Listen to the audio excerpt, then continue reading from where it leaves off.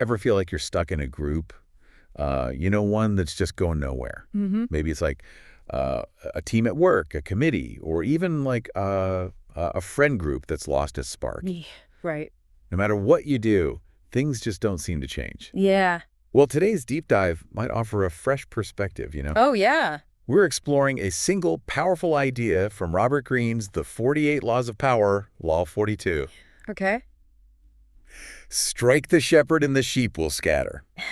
It's a fascinating concept that gets to the heart of how groups function and how they fall apart. Greene argues that in any group, there's usually a key figure, the shepherd, who holds like a disproportionate amount of influence. Take them out of the equation, and the whole dynamic shifts. Okay, I'm intrigued, but also a little terrified. Mm-hmm. It sounds a bit ruthless, doesn't it? Like something out of Yeah. House of Cards. Well, it can be, and we'll definitely get into the ethical considerations later. But at its core, Law 42 is really about understanding how power flows in any system.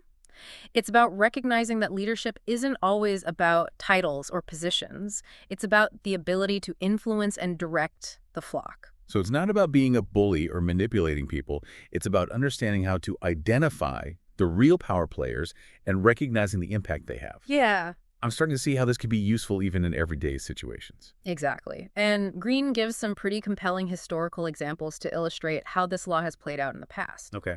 Take the assassination of Julius Caesar, for instance. His enemies thought that by taking him out, they could save the Roman Republic. But history tells a different story, right? It certainly does. Caesar's death didn't restore the Republic. Instead, it plunged Rome into chaos and ultimately led to the rise of the Roman Empire under Augustus, someone even more powerful.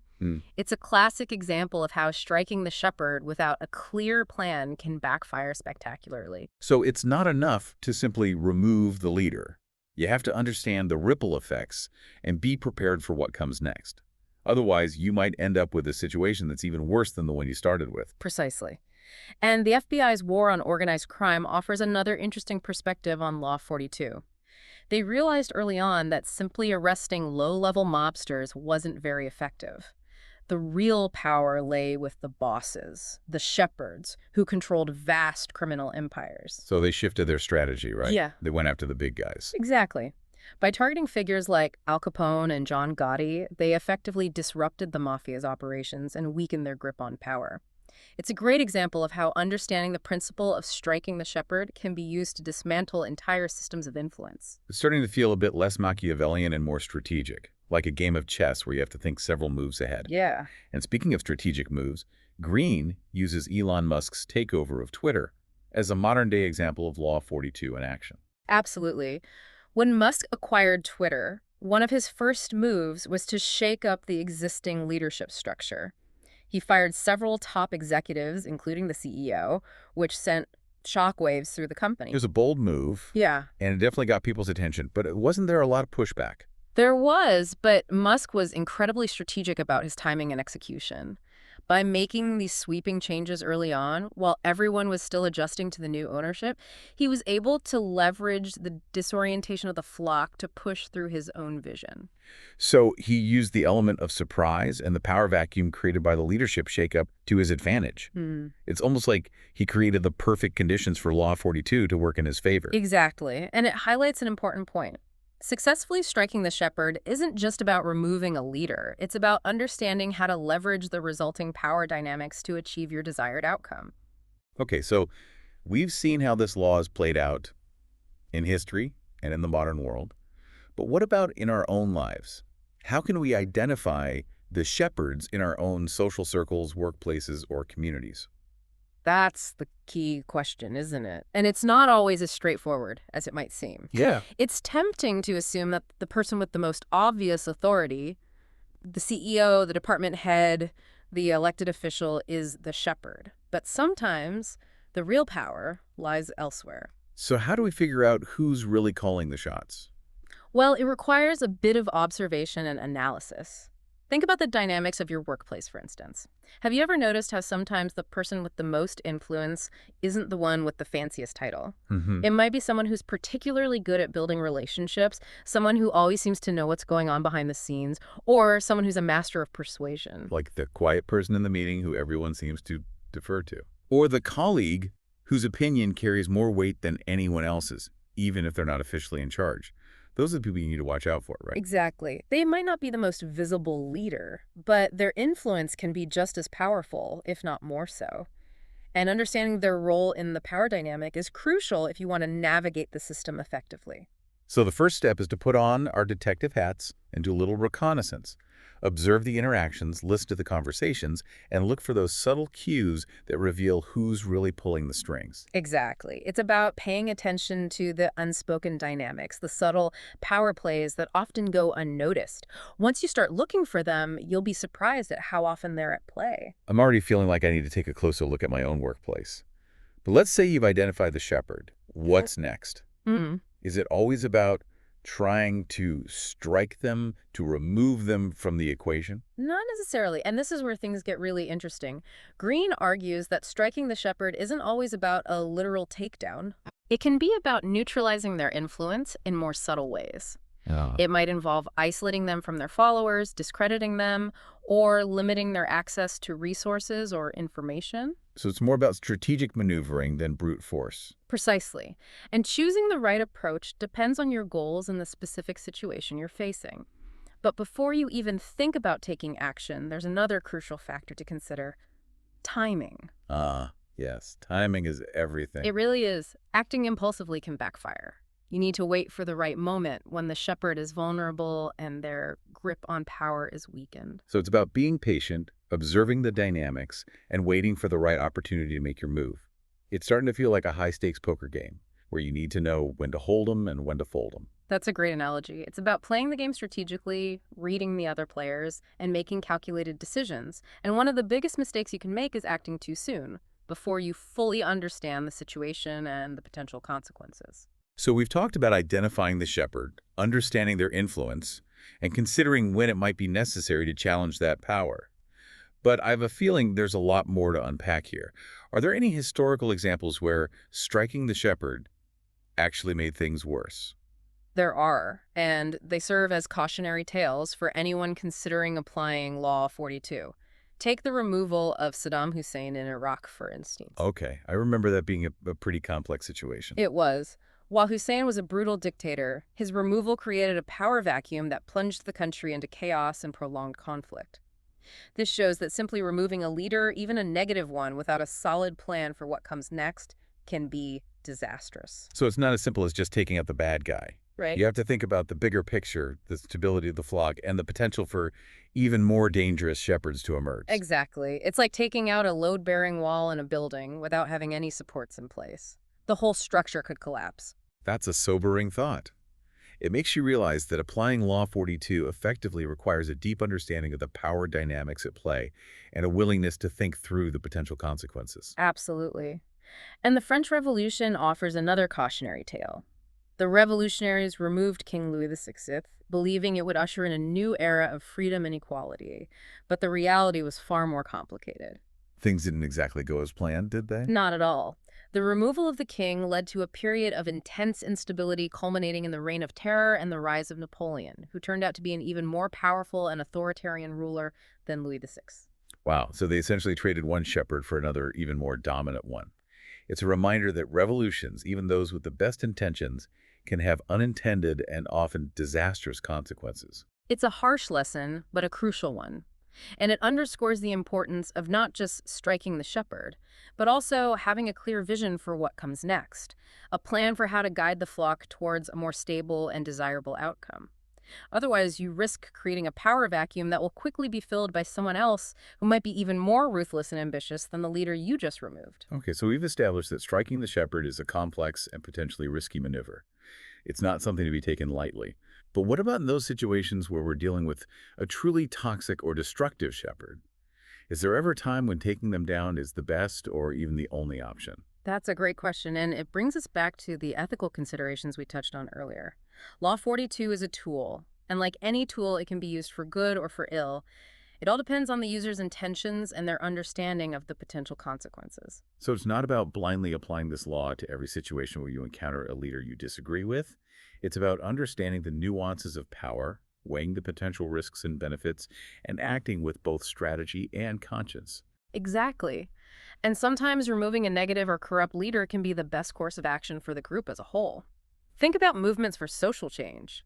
They often involve challenging the authority of those in power, the shepherds, who are upholding unjust or oppressive systems. Right, like the civil rights movement in the U.S., where activists directly challenged the authority of segregationist leaders. They were effectively striking the shepherd in an effort to dismantle a deeply ingrained system of racial inequality. Precisely. And those movements highlight another crucial point. The success of striking the shepherd often depends on what comes next. If there's a clear vision for a better future, a plan for what will replace the old power structure, then removing a negative leader can be a catalyst for positive change. But without that plan, you risk creating chaos and instability. Mhm. Like in the examples of Saddam Hussein and King Louis VI that we talked about earlier, it's a delicate balance, isn't it? Knowing when to act, how to act, and what to do next to ensure that the outcome is truly beneficial for everyone involved. It is, and that's why it's so important to approach Law 42 with a healthy dose of caution and a deep understanding of the complexities of power. It's a tool that can be used to create positive change, but it can also backfire spectacularly if it's wielded carelessly or without a clear understanding of the potential consequences. So let's say our listener is facing a situation where they feel like they're dealing with a shepherd who's holding them back or creating a negative environment. What advice would you give them? Well, the first step, as we've discussed, is to make absolutely sure they've correctly identified the shepherd. It's easy to assume that the person with the loudest voice or the most obvious authority is the one calling the shots. But as we've seen, power can be much more subtle and insidious than that. So observe carefully. Look for those hidden power dynamics and make sure you're not mistaking a symptom for the root cause. Exactly. Then once you've identified the shepherd, consider your goals. What are you hoping to achieve by challenging their influence? Are you trying to remove them completely? Or are you simply trying to create space for yourself or others to thrive? Your strategy will depend on your objectives. So if your goal is simply to create some breathing room, to carve out a space where you can operate more freely, you might not need to go for a full-blown strike the shepherd approach. Yeah. You could focus on building your own influence, creating alliances with others who are also feeling stifled by the current leadership, or finding ways to work around the shepherd's control. Exactly. Sometimes the most effective strategy is to outmaneuver the shepherd rather than confronting them directly. But if you've determined that removing the shepherd is necessary for the greater good, then you need to be strategic about it. So think about timing. Consider the potential consequences and make sure you have a plan for what comes next. It sounds like applying Law 42 effectively requires a level of strategic thinking that rivals a seasoned chess player. It does. And remember, striking the shepherd doesn't always mean literally removing someone from a position of power. It can also mean neutralizing their influence in more subtle ways, like discrediting them, isolating them, or finding ways to limit their control over resources or information. So it's about choosing the right tool for the job and wielding it with precision and finesse.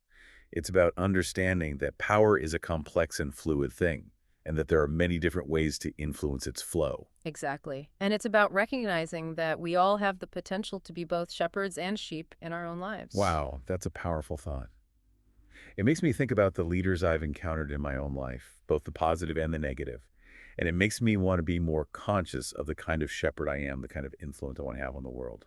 That's a great takeaway from this deep dive. We all have a role to play in shaping the power dynamics around us, whether we're consciously aware of it or not.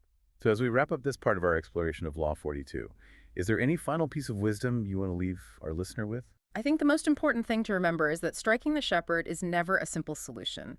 It's a complex and potentially risky strategy that should be approached with caution and careful consideration. It's not a magic bullet, and it's not a guaranteed path to success. Right.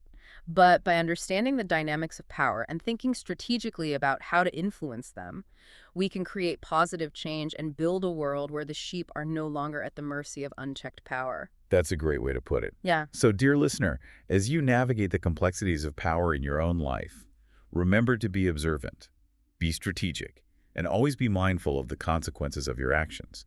And remember, sometimes the most effective way to strike the shepherd is to become the shepherd you wish you had. That's a powerful image to leave us with.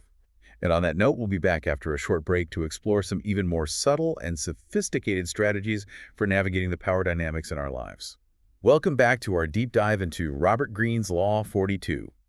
Strike the shepherd and the sheep will scatter. We've been talking about how to identify those shepherds in our lives. And you've shared some pretty insightful strategies for subtly shifting power dynamics. Right. But let's get even more tactical. Right. What are some of the most ninja-like moves we can use to navigate these situations? Um, I like where your head's at because sometimes the most effective way to strike the shepherd is so subtle they barely even see it coming. Okay. One of my favorite tactics is what I call the jujitsu maneuver. Okay, that sounds intense. Yeah. Break it down for us. So it's all about using the shepherd's own strengths against them. Okay. Remember, these individuals often thrive on control and attention. They want to be seen as the problem solver, the decision maker.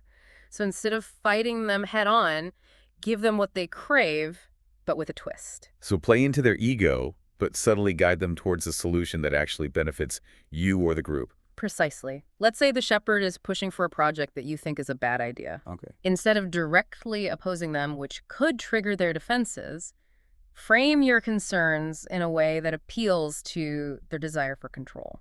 So you could say something like, I understand your vision for this project, but I'm worried that X and Y might pose challenges. I know you're great at anticipating obstacles, so I'd love to hear your thoughts on how we could mitigate those risks. Perfect. You're acknowledging their authority, appealing to their ego, but subtly shifting the focus to the potential downsides. Yeah. They get to play the role of the problem solver, but you're planting seeds of doubt and guiding the conversation in a more favorable direction. It's like a mental chess match, right? Yeah. You're anticipating their moves and subtly influencing the game. Exactly. And the beauty of this tactic is that it often flies under the radar. The shepherd feels like they're in control, but you're subtly shaping the outcome. Okay, that's brilliant. All right. What other ninja moves do you have up your sleeve? Another one is the Trojan horse strategy. Okay. It's a bit more audacious, Yeah. but it can be incredibly effective in the right situation. Intriguing. I'm picturing a giant wooden horse filled with clever strategies. Exactly. This tactic involves presenting an idea or proposal that seems to align with the shepherd's goals, but actually contains hidden elements that advance your own agenda. So it's like sneaking your ideas in under the guise of something they'd readily approve. Precisely. Let's say the shepherd is obsessed with efficiency and cost cutting. You could propose a new initiative that appears to streamline operations and reduce expenses, but also subtly shifts power away from the shepherd or creates opportunities for others to shine. So you're playing into their priorities, Mhm. but strategically embedding your own goals within the plan. It's like a stealth mission to reshape the power structure. Exactly. And again, this tactic requires a deep understanding of the shepherd's motivations and a willingness to play the long game. It's not about instant gratification. It's about strategically positioning yourself for long-term influence. Precisely. And one final ninja move I want to share is what I call the ghost play. This one is all about being a silent influencer. Okay, this sounds mysterious. Yeah. Tell us more. It's about operating behind the scenes, subtly shaping perceptions, and influencing decisions without ever taking center stage. So it's like being the puppet master pulling the strings without anyone realizing it. Exactly. It's about planting ideas, connecting people, and subtly steering the conversation in the direction you want it to go. Can you give us an example of how this might play out in a real-world setting? Sure. Let's say you want to promote a colleague who you think would be a great leader, but who's currently overlooked by the shepherd. Instead of directly lobbying for them, you could start planting seeds with other influential people in the organization, subtly highlighting your colleague's strengths and achievements. So you're building a groundswell of support for your colleague without ever explicitly campaigning for them. Exactly. And when the time comes for a promotion or leadership change, your colleague's name will naturally be top of mind. It's like a strategic whisper campaign, shaping perceptions and influencing outcomes without ever having to directly confront the shepherd. Precisely. Yeah. And that's the power of the ghost play. It's a subtle but incredibly effective way to influence the power dynamics without ever having to step into the spotlight. Okay, so we've covered a lot of ground in this deep dive. Yeah. We've talked about identifying the shepherds in our lives, recognizing their influence, and even exploring some pretty ninja-like strategies for subtly shifting the power dynamics. What's the key takeaway you want our listener to walk away with? Well, I think the most important thing to remember is that power is never static. It's constantly in flux, and even the most seemingly entrenched shepherds are vulnerable to challenge. So it's not about being powerless or resigned to the status quo. Right. It's about understanding the rules of the game and learning how to play it strategically. Exactly. And by understanding the principles of Law 42, You can empower yourself to navigate the complexities of power in a way that aligns with your values and goals. You can create a more balanced and fulfilling dynamic for yourself and those around you, even in the face of challenging leadership. That's a powerful message. So, dear listener, as you go out into the world, remember to be observant, be strategic, and never underestimate your own ability to influence the power dynamics around you. And remember, sometimes the most effective way to strike the shepherd is to become the kind of leader you wish you had. That's a great note to end on. Thanks for joining us for this deep dive into Law 42 from Robert Greene's The 48 Laws of Power. Until next time, stay curious and remember knowledge is power.